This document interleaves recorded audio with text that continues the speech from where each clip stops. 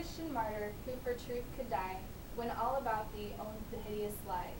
The world, redeemed from superstition's sway, is breathing freer for thy sake today.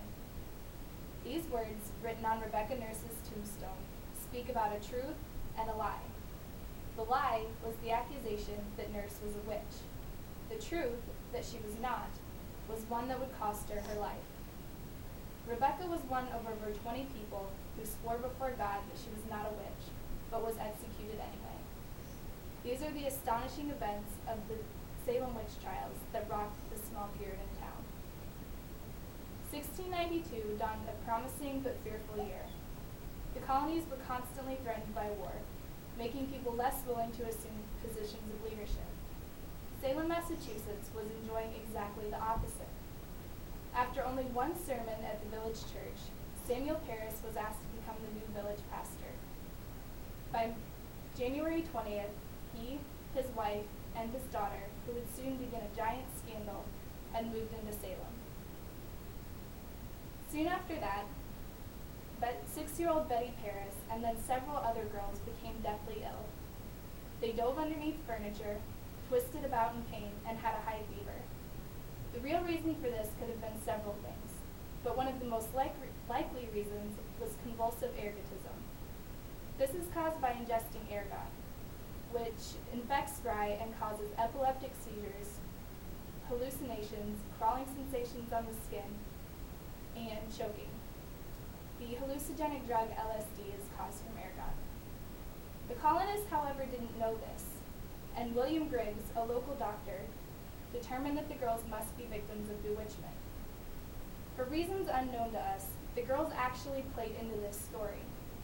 They accused Tituba, the Parris' family slave, who shared stories of magic and voodoo with the girls, of witchcraft.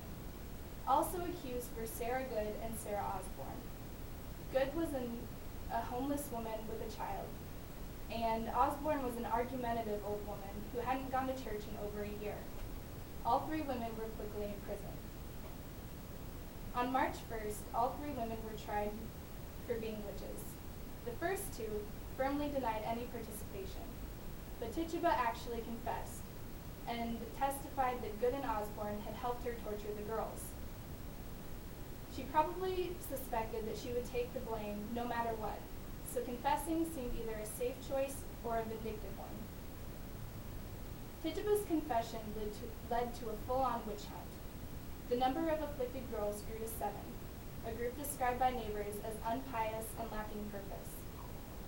The number of accused also grew to an astonishing number in just 2 months. Those in question included the elderly, a pregnant woman, and several children.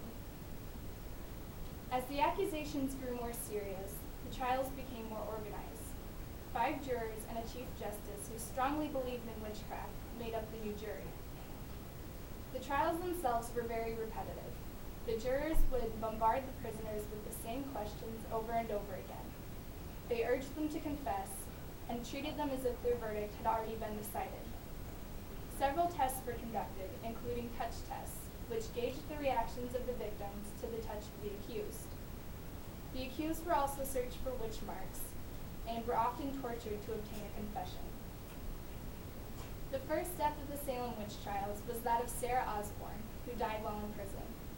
A month later, Bridget Bishop was hanged at Gallows Hill, becoming the first executed witch.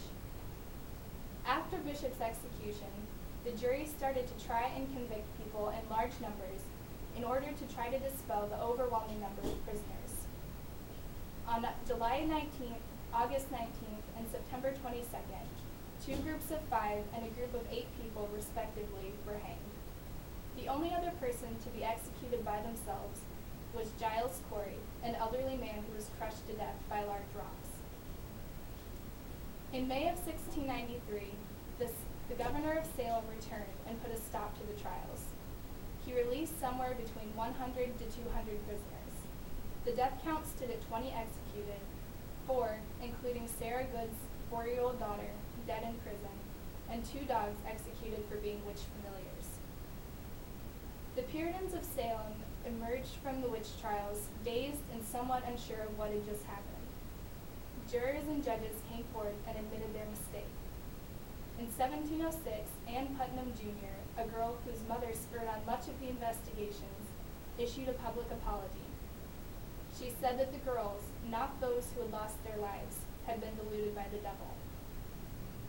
In 1709, 22 accused people, or the families of, issued a petition asking for the reversal of their judgment. In 1711, a bill granting this request was passed, and 2 months later, £578 was granted to the people on the petition. After years of research and study, the logic behind the Salem witch trials is still elusive. Why 7 young women would fake possession to the point of other people dying is beyond comprehension.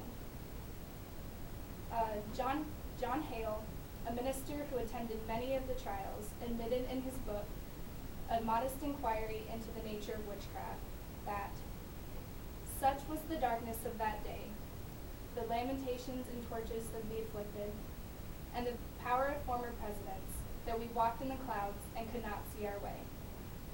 We will never know the motives or the truth behind the Salem witch trials of 1692. All we truly know is that it was a time of chaos and confusion that must be remembered if we are to learn